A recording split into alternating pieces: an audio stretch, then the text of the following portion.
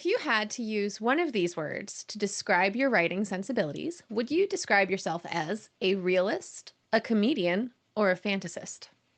Comedian, 100%. 100%. I think that comedy is the great root of all art. I mean it sincerely. I think that it's the hardest thing to write and write well. I think it's extremely easy to make somebody cry. We're all on the verge of tears most of our lives if you think about it. Everyone is like one hair's breadth away from getting emotional in a tragic sort of way. I think that it's much harder to make somebody laugh. Absolutely. All right. If you had to choose, would you add more real history or more romantic scenes to a story? I mean, romantic scenes, because the history setting, that sort of the aesthetics and the little facts and all of those things, those are just there to prop up the story. And if the story is a romance, then you have to prioritize that. If you were forced to do a genre blend story, what crossover genre would you choose? Am I getting paid? Yes, you're getting paid. You're getting Then I do a any of them. nice deal.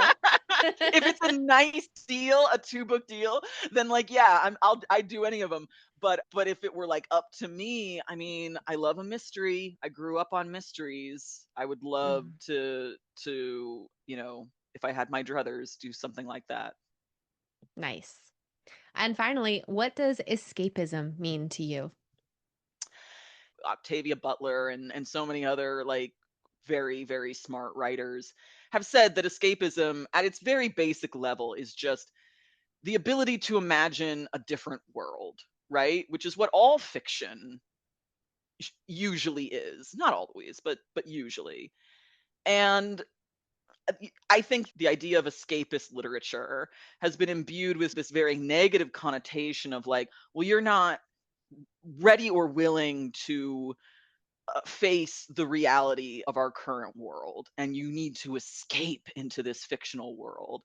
And I chafe against that because I feel like my work, even though it is obviously taking place in a world that is very different from our current one, especially these historical novels, I wouldn't call them escapist in that sense because I don't think that you're escaping from this world when you read a story like this. I think you're looking at this world through a different lens. Like obviously as a person living in 2026, I'm writing these stories about trans people and gender nonconforming people and queer people in a way that is me trying to make sense of my life and my world. So I don't really think of it as escaping from anything. If anything, I think it's confronting it just from the side. We're trying to like go at it from a different angle because head on just is not working for us. It can't work that way, bud. So yeah, I don't call my books escapist.